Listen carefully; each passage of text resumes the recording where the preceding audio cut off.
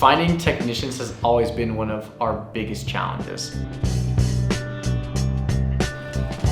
We always wanted to set a new standard for home service, and our plan was pretty simple. It was just provide an amazing service and build an amazing brand.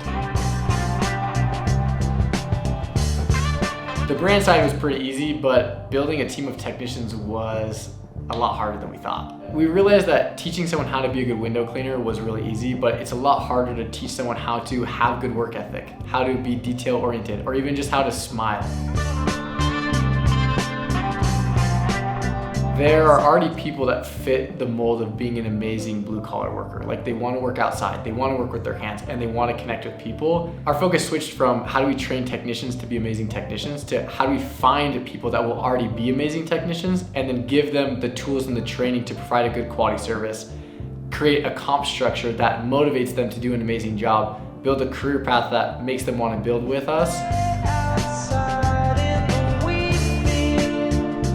and build a culture of people that like to work hard and want to be a part of something that's bigger than themselves. Ian, say what's up to YouTube. What up, YouTube?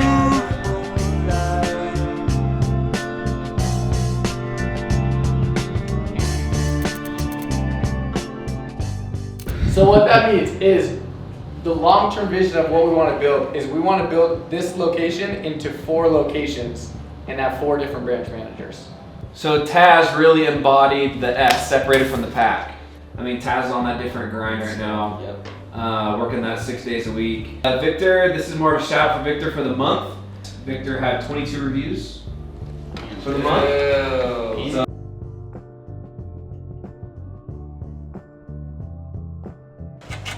Dad strength. Dad strength for sure. Hey! 12. I don't know. Break that ratchet strap.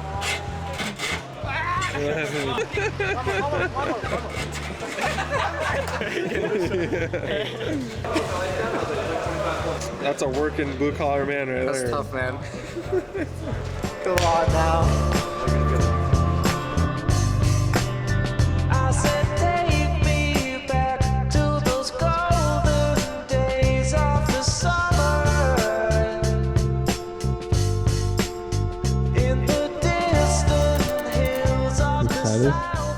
I'm so excited to do this again. So in the past, probably up until about, I think it's been 3 years now, we've always ran this mobile DI system. We calculated it was taking about like 15 to 30 minutes per job, setup, takedown, moving it around. We thought about like what we could do to make it more efficient. So I want to show you guys like the difference of using this mobile system and then using the systems that we have now in our truck, and like the difference of time that you can save at each job. About to break my back. I don't really miss doing this at all. Oh. Or that's just me being a baby. I don't know.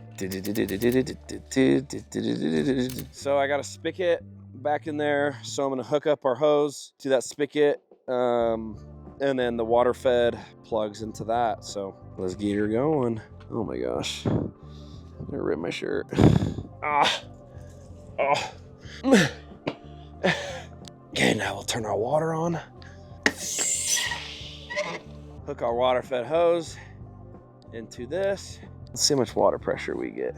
This house actually has really good water pressure. Now we're ready to rock and roll and clean. I remember getting to a house and it has like no water pressure coming out of the hose spigot, and you're like, oh my gosh, this water pressure is gonna take me forever. And the more you extend the pole, the less the water pressure gets because it's traveling up the pole. The worst. There's windows in the back of the house, so now I gotta unhook this whole system, wheel it all around the back to clean the windows back there. So let's do it. All right, and now we go to the back. Oh, jeez. So let's connect this up again. This thing obviously has filters on it, so when you run water through it, you have to check the TDS that's coming out of it. I mean, sometimes it takes a minute or two for this water to run through and cycle through before it gets clean and, you know, gets all those minerals out of it, filters out. And say like the filters go bad and your TDS is reading super high, then you're like, flip. Now I gotta change out all these filters. Kind of a pain in the butt sometimes.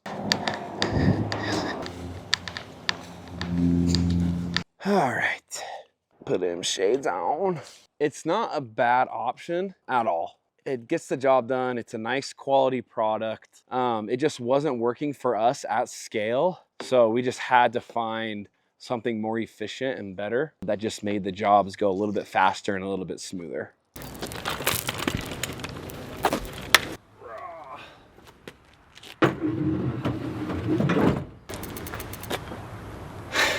So now with the system that we've built and created ourselves, we just have, again, like I said, our 60-gallon water tank that's filled up at our warehouse.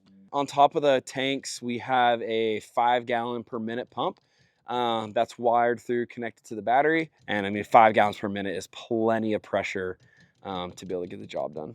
And then our 300-foot hose reel, and then we have our couple ladders that we need. Super simple. All I'm gonna do is plug in the hose from the water-fed pole into the hose reel, and now I'm walking. Now I can go pretty much wherever, within obviously 300 feet of the hose reel, which gets us around pretty much every single house that we do. And I don't have to worry about setup, you know, moving the unit around or anything like that.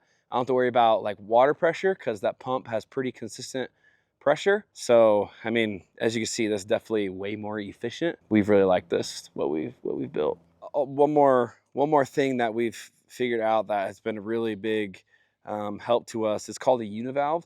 And it's actually inside of the pole and it's connected to the hose and basically makes it so like you control when to turn the water on and off, which is really nice because it like saves water. So with the tanks, the guys don't have a limited amount of water, right? They have 60 gallons of water to get through their houses. And also with the old mobile system, it also made the filters run out really fast.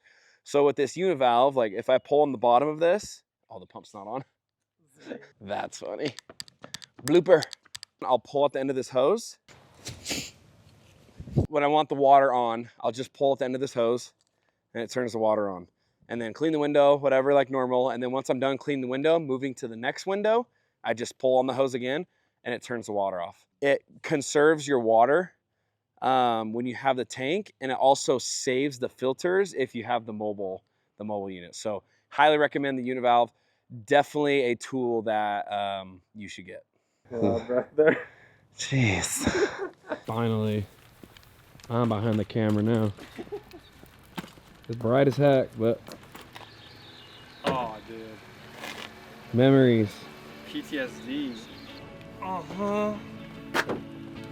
Light work. Every day, 4 times a day. Breaking our backs out here Breaking our back. for minimum wage.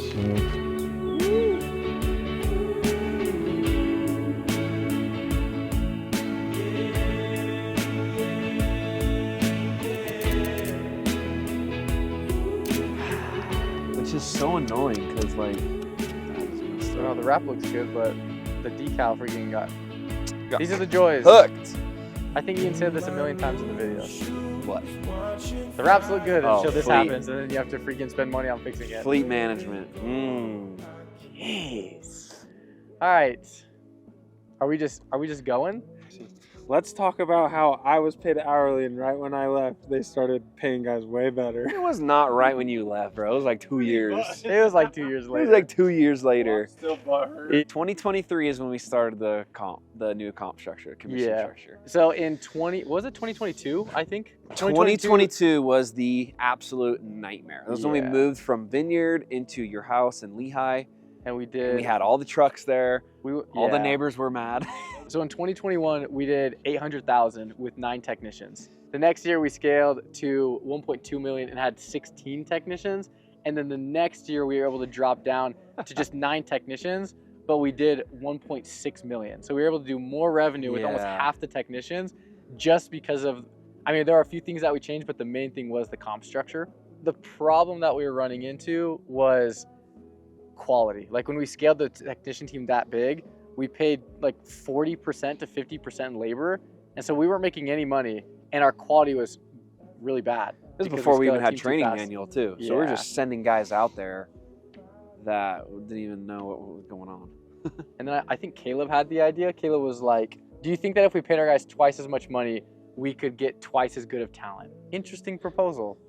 And that's what we tried. So basically what we were running was we would run 2-man crews and they would do on average $1,000 to $1,200 a day. I mean, we had the 15 technicians or whatever, and they were all getting paid hourly, anywhere between $18 an hour to $22 an hour. If we were paying each guy $18 an hour, we were paying $36 an hour for them to do $1,000 in revenue for the whole day, which is like so bad. Let's do the math. So bad. So basically we're paying over 30% labor, which is in home service is no bueno. We wanted to test out the comp structure, so we sent out one of our best technicians, Jackson. He's working in Vegas for us now, but we sent out Jackson by himself, and we're like, we're gonna pay you a percentage of the jobs. And that day, he did 1,600 by himself. Crushed it. And so he was done at like 2. Yeah, so what we realized was we had good technicians and bad technicians. The bad technicians were slowing down the good technicians, and they were actually performing less revenue than if they were just by themselves. We switched to one-man crews, and then we implemented a comp structure where we paid anywhere from 20 to 30% based off of the amount of revenue that they do in a day. When our guys were on hourly,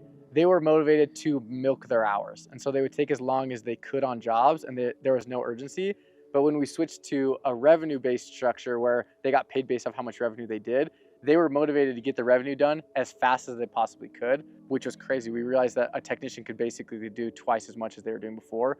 But we also had to implement things like if they got a call back, they didn't get any revenue, which made sure that they did a quick job, but they also did a quality job.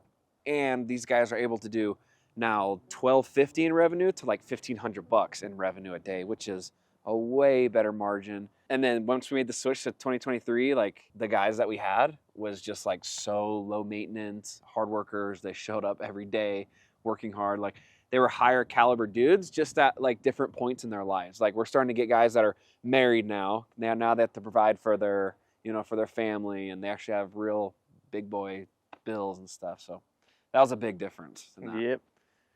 Joe, was that a fire end? Was that bars, Was that dude? bars? Was that pretty bars, man?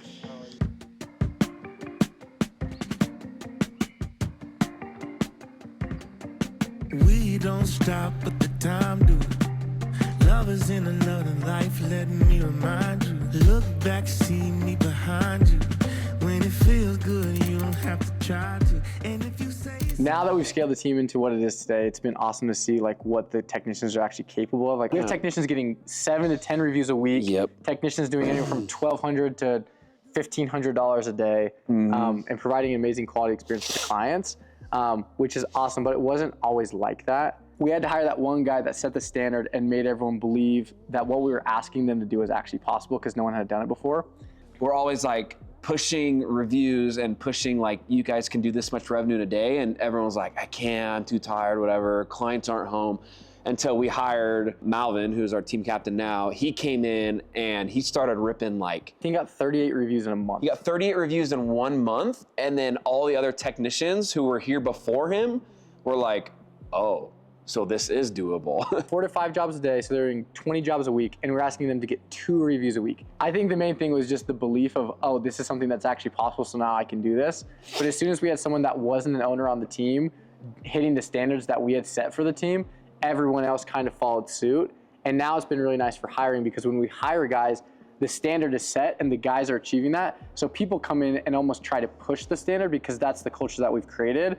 It was with revenue too. So like when we switched, Yeah, no one thought that 1,500 no a one, day they was were like, possible. oh, I can't do that. What the heck? We were doing $1,000 with 2 of us. I can't do that myself. What the heck? That one guy that could come in and just absolutely murder it to show everyone else that it is possible. So it's really cool what we've done in the past, but we haven't done it really consistently, and we're trying to do it consistently this year, is our weekly competitions with the guys internally here. Yeah, it's like the comp structure motivates people to do as much revenue as possible, and then the competitions push them to do the little things like getting reviews, upselling, stuff like that. And obviously, like, doing that stuff now is easy with where we're at because we have the team to be able to run competitions and they can compete, and there's enough guys to kind of set the standard for the other guys that might not be performing as well as everyone else. Yeah.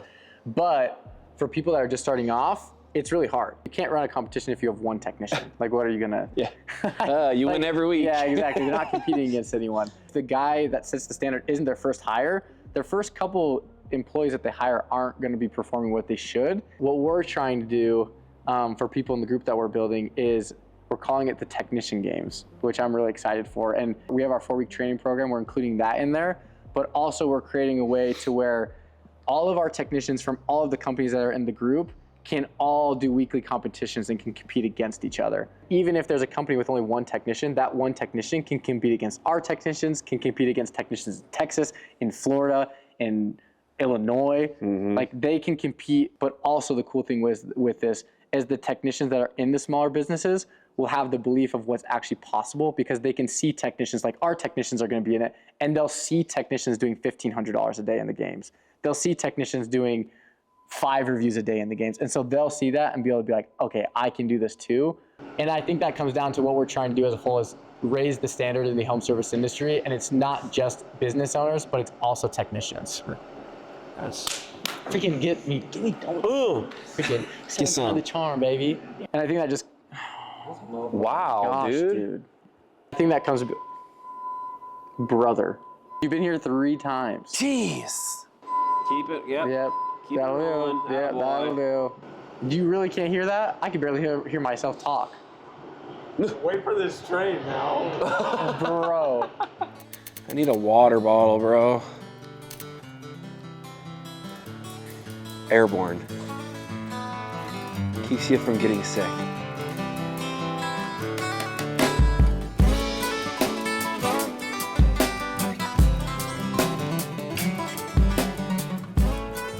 A common question that we get about the technicians is like, how do we train our guys like fast, but also ensuring that they still are providing good quality for clients. And what we used to do is I would have to train every single technician that we hired, which was a really big like roadblock because like the technician growth was all dependent on my availability to train a technician.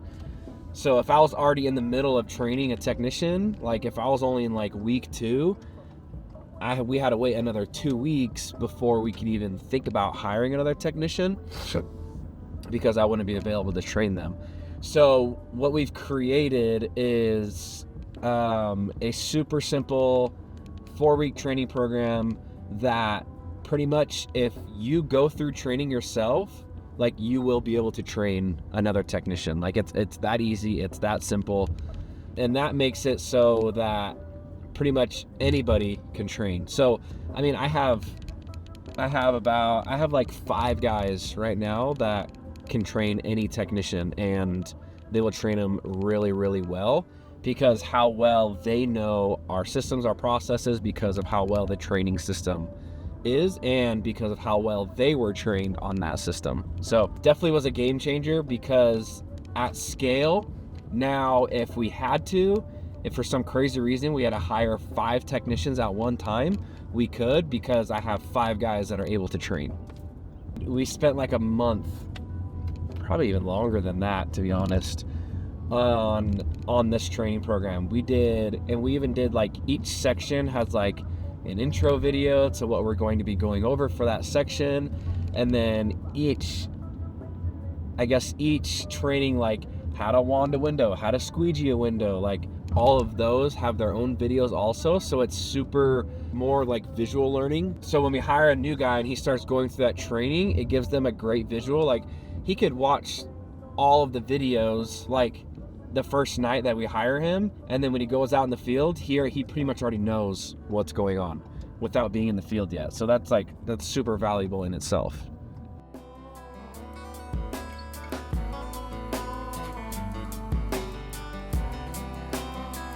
Look at that squeegee word. Come on.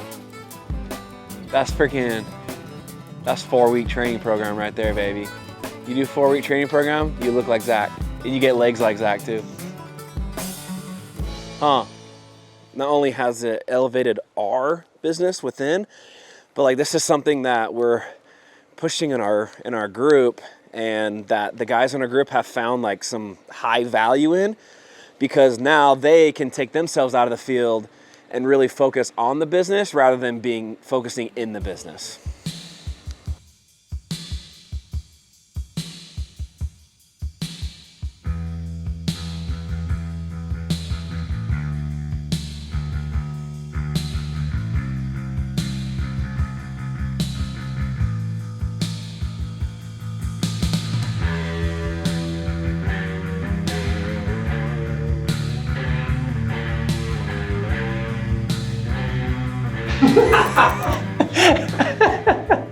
But people might ask, Gatlin, how do I run 4 trucks and 6 technicians? Well, let me show you.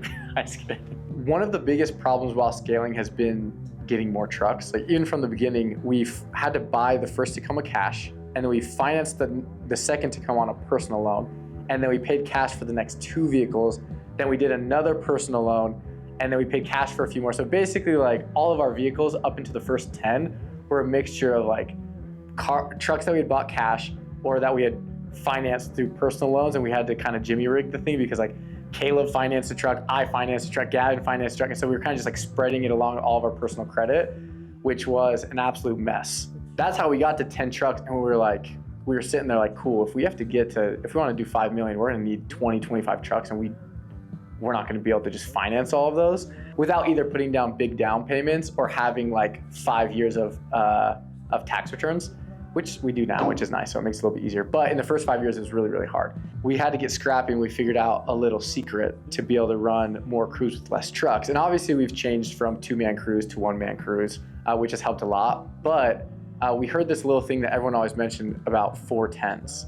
And we never understood why, because we always thought it's like, oh, how 410s work is everyone just works Monday to Thursday, and then everyone has the weekend off, and technicians love it and whatever, right? And what 410s is instead of running 5 8-hour shifts, you run 4 10-hour shifts. So the technicians work more hours per day, which is great during the summer because they're able to work longer hours while the sun is still out, but then they have an extra day off.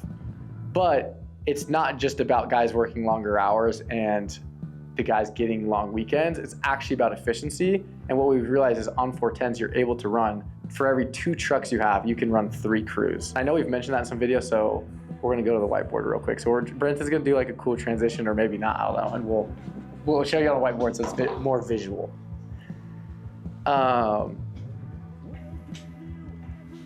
Is it still going? Was that cool? That was sick transition, dude. That was sick. Did I nail that? So? Heck yeah. Oh, really? Look at this thing, dude. That thing is crusty. All right. Class is in session. Class is in session. Today, so this is how normally people think 410s is, and this is what we originally thought was, you just have 3 trucks and all of your crews, or T stands for technician, so all of your technician 1, technician 2, technician 3, all work Monday through Thursday, which is great because they get these days off, and Sunday, can't forget about the Lord's Day, you know? But it's the day of rest. We don't put that on there. We don't work on Sundays. But this basically doesn't save you any money or any trucks. So the way that we run 410s, and hopefully this helps because there's been like a lot of guys that have asked me about this. So this way, I don't have to say it ever again. So everyone pay attention. You better watch this. How it works is you have truck 1, truck 2. With truck 1, technician 1 works Monday through Thursday. And then technician 2 works Wednesday through Saturday. And then technician 3 fills in on the days that the truck is off for technician 2 and technician 1. So for example, truck 2 is off Monday, Tuesday, so technician 3 fills those days. And then the truck is not being used for truck 1 on Friday, Saturday, so technician 3 works on Friday and Saturday. So this allows you to have 3 guys working 4 days a week, 10 hours a day, but only with 2 trucks, which should cut your truck cost by like 30%, which is pretty sweet. 410s has been super powerful for us. It's what basically now we scale in groups of 3 technicians, 2 trucks. Now, if you're running things efficiently with 410 structure, you can actually build $1 million business with 4 trucks and 6 technicians, which is, we thought we had to have like 15 trucks to do $1 million, and the fact that you can do it with 4 trucks is crazy. I can look at. That's what it is. Thank you. And like you like put the camera down, you know, to like chill. To wrap up the video, I mean, we focus a lot in this video about our technicians and how we've built our team, but one of the key points that we've focused on over the years and since the beginning is building an amazing culture for our guys. We understand that the work that we do is extremely hard, and it's not always the most fun job to have, but if we can create a culture where the guys love the people that they show up to work with, and we have little perks, like things that we've done is like we have a softball team, we get the guys drinks, we've bought the guys food, we buy them breakfast. We do like little outings with the guys, like we've done company barbecues. We get the guys cool swag, like just anything that we can do kind of above and beyond to make the hard work less hard is, I think, something that we've really focused on. I think our guys have really appreciated. And what we've seen is a lot of window cleaners or just other people that are in home service have approached us and wanted to work with us because of the culture that we've built. And they've interviewed with other businesses and they want to work for us because they love the culture that we've built. Like they see us on social media, they see the uniforms, they see everything that we do for our guys. And like, that's something that they want to be a part of, which I think is really cool and really important. Like building a culture isn't always easy. We've hired people that are amazing people and that we thought would be a great fit for the culture, but they just can't keep up with the hard demands of the physical work that blue collar and home service is. And so sometimes when you're hiring people, you find great people. Just because they're an amazing person doesn't mean they're an amazing fit for your culture. One of the things that we try to establish with everyone is like, this is not an easy job, but we will do our best to take care of our guys. And I think that's something that we've always done really, really well. That's something that we focused on even from the beginning, even when it was hard. Like we didn't have the money to take all the guys out, but we still invested in doing that thing. Or we didn't have enough money to get new hats for the guys, but we still did because we knew that they would appreciate it. And so I think putting the team before your own needs as a business owner is something that you have to do. And that kind of shows in the culture that you create with the guys. Hopefully this video has helped and maybe like giving you guys some ideas for ways that you can run your technician team and things that you guys can implement to kind of streamline the operations and the technician side of your business. One of the things that I always push is like people are our product, and in home service, like the entire business is how you take care of your people. So that's what we try to do. So yeah, that's a wrap for this one. We got wrecked in our softball game, 8-25. So we're gonna have it better next week, and maybe maybe next week video is a little bit better. We have some better updates for you guys. So subscribe if you want. Like that's chill. Yeah, like, that'd be pretty chill if you did that. Later, please. People like that. Where you like cover it.